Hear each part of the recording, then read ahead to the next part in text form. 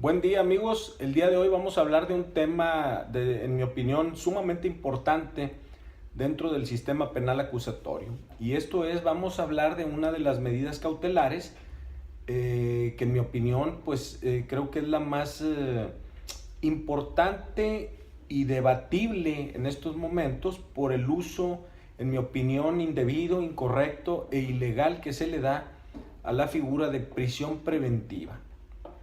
La prisión preventiva tiene como finalidad hacer que la persona o el imputado en este caso lleve el procedimiento detenido, es decir, que lleve todo el procedimiento penal estando recluido en un centro penitenciario.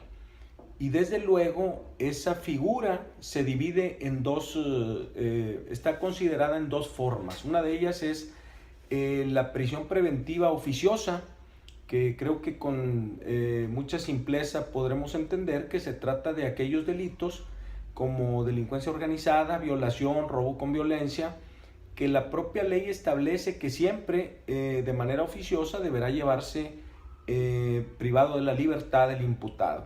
Es decir, que siempre se le aplicará la prisión preventiva de forma oficiosa. Y la otra forma que prevé la ley para este caso de prisión preventiva, que no es oficiosa, esa solicitud del Ministerio Público, claro, debiendo haber satisfecho las exigencias legales que para tal efecto prevé la propia ley. De tal manera que para entender este contexto debemos de decir lo siguiente. El sistema penal acusatorio tiene como espíritu fundamental la no intervención de la autoridad judicial en el sentido de que deberá privilegiarse siempre la libertad del imputado. Es decir, deberá de manera permanente buscarse la solución para que el imputado lleve el procedimiento en libertad y solo de manera excepcional sea sometido a la prisión preventiva cuando se hayan, satisfecho las exigencias legales para tal efecto. Es importante decirlo porque creo que los jueces, tanto en el ámbito federal como en el ámbito local, le dan un uso indebido, indiscriminado, ilegal y desde mi punto de vista sin sustento a la medida cautelar de prisión preventiva. Y para entenderlo les explico, en mi opinión, y desde luego con un sustento jurídico, que la prisión preventiva es una figura que está prevista en el artículo 19 de la Constitución. Lo que quiere decir que al estar incluida en el artículo 19, desde luego constituye una garantía para el imputado, es decir, un derecho fundamental de los denominados derechos humanos. Y esto es porque el propio 19 en su descripción, si bien es cierto que faculta al Ministerio Público, es decir, le otorga facultades expresas para solicitar la prisión preventiva, no menos cierto es que dicha facultad la limita de manera expresa el propio 19 y dispone a la letra que el Ministerio Público solo podrá solicitar la prisión preventiva cuando las otras medidas cautelares previstas por la ley no sean suficientes para garantizar la comparecencia a juicio. ¿Qué quiere decir esto? Que el Ministerio Público está impedido de solicitar la prisión preventiva sin antes haber demostrado o sin antes haber acreditado que las otras medidas cautelares no son suficientes para hacer comparecer al imputado. En este sentido, debemos de remitirnos al artículo 1 de la Constitución y vamos a observar con toda claridad que dicho dispositivo o dicho artículo le impone a la autoridad judicial, a la autoridad jurisdiccional, le impone la obligación permanente de hacer cumplir y respetar y hacer respetar los derechos humanos y derechos fundamentales del imputado. ¿Qué quiere decir esto? Bueno, pues que de manera oficiosa el juez estará obligado de observar y hacer respetar los derechos fundamentales del imputado. En ese sentido, el propio juez, en un análisis, una interpretación a contrario sensu de lo descrito en el artículo 19, pues evidentemente la Constitución le impone la obligación al juez a efecto de que observe que el Ministerio Público haya satisfecho los requisitos del artículo 19 para solicitar la medida cautelar de prisión preventiva. Es decir, que hubiera demostrado que las otras medidas cautelares no son suficientes para garantizar la comparecencia del imputado.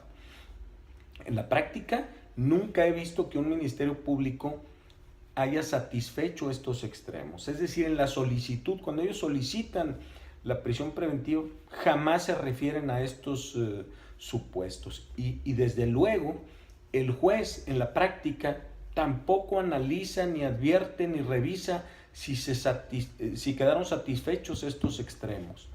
De tal suerte que la medida cautelar resulta ilegal, porque la propia Constitución dispone que el Ministerio Público solo podrá solicitarla en esos casos, y desde luego le impone al juez la obligación de revisar si el Ministerio Público cumplió con ese supuesto. No hacerlo por cualquiera de las dos partes implica una violación de derechos humanos y desde luego la violación de la garantía a la que nos hemos venido refiriendo. Entonces, cuando el Ministerio Público lo solicita y no reúne estos requisitos o no los demuestra, evidentemente el juez está obligado a desechar la solicitud porque no reúne esos requisitos constitucionales a los que se refiere el 19 que antes hemos venido analizando. En ese sentido, es sumamente importante decir que el juez está obligado a desechar o a no admitir o a negar la solicitud del Ministerio Público. Y vamos a ponernos en un plan, digamos,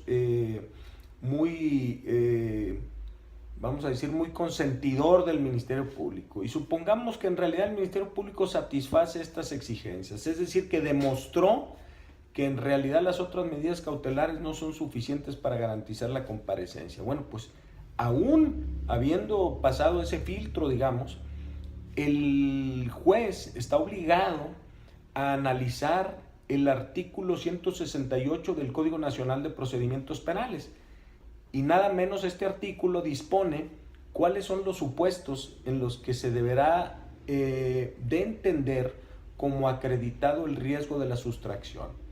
¿Qué quiere decir esto? Bueno, si el 19 de la Constitución nos dice que las otras medidas no son suficientes para garantizar la comparecencia, pues evidentemente estamos hablando de un riesgo de sustracción. Porque el espíritu de la medida cautelar es evitar que la persona se vaya a fugar, como coloquialmente se dice, es decir, que ya no comparezca al juicio. En el caso que nos ocupa, luego entonces el juez, una vez analizados estos supuestos del 19 y habiendo acreditado que el Ministerio Público cumplió con eso, entonces deberá pasar al segundo análisis, es decir, al 168.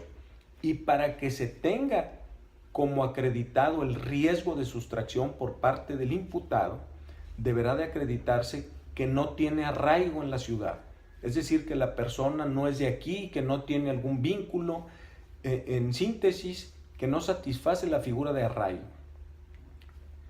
Digamos también que la persona ha quebrantado con anterioridad alguna medida cautelar de prisión, alguna medida cautelar diferente.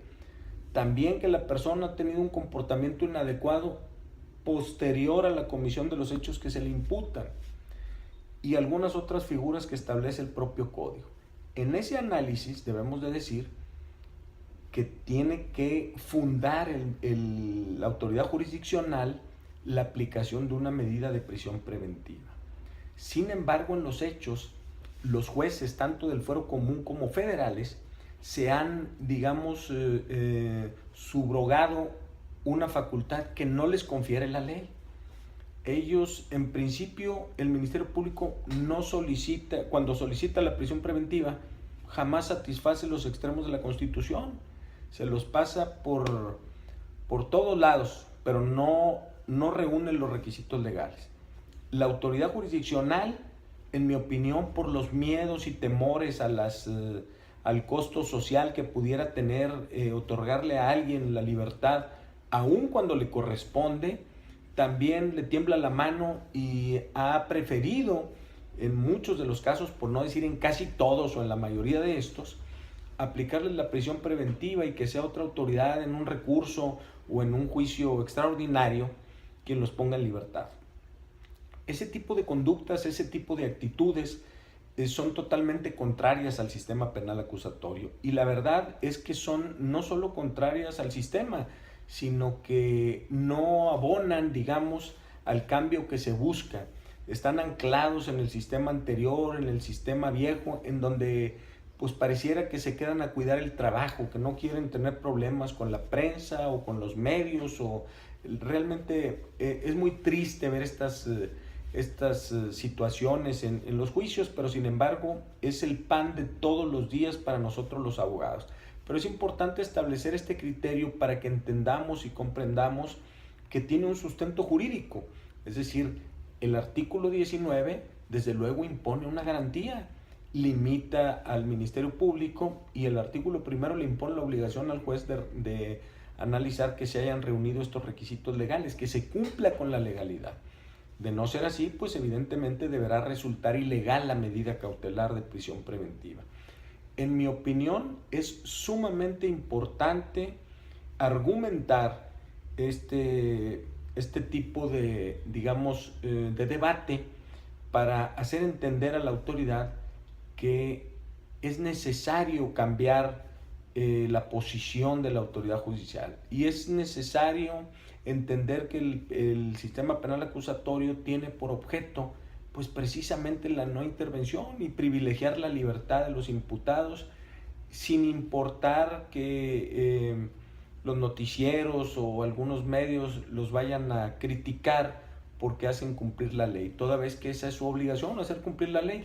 Y desde luego la figura de prisión preventiva pues es una figura que debe de ser totalmente excepcional, debe de privilegiarse la aplicación de otras medidas cautelares, tales como la garantía, la firma periódica ante la autoridad y otras tantas, el brazalete electrónico, y es sencillo entender que todas tienen la misma finalidad, es decir, hacer comparecer a juicio al imputado, de tal manera que debe de existir una explicación jurídica, una explicación lógica de la autoridad judicial cuando aplica esta medida, y decirnos por qué razón aplica la prisión preventiva y no el brazalete, o por qué la prisión preventiva y no el arraigo domiciliario, o por qué la firma o la hipoteca o la garantía, que son medidas cautelares que están previstas en la propia legislación, de tal manera que lo que debemos de hacer es aplicar la ley, porque es la única forma de encontrar una verdadera justicia, y no importa los criterios personales de la autoridad. La autoridad jurisdiccional está obligada a hacer cumplir la ley y no tiene un arbitrio personal, ni puede aplicarlo por disposición de la propia Constitución, criterios o arbitrios personales ni subjetivos. Debe de atender simple y sencillamente al cumplimiento de la ley. En ese sentido, creo que es importante tenerlo en cuenta, y ojalá y les sirva a todos aquellos quienes participan en el sistema penal acusatorio, y desde luego que tengan éxito en sus asuntos. Gracias, que estén bien.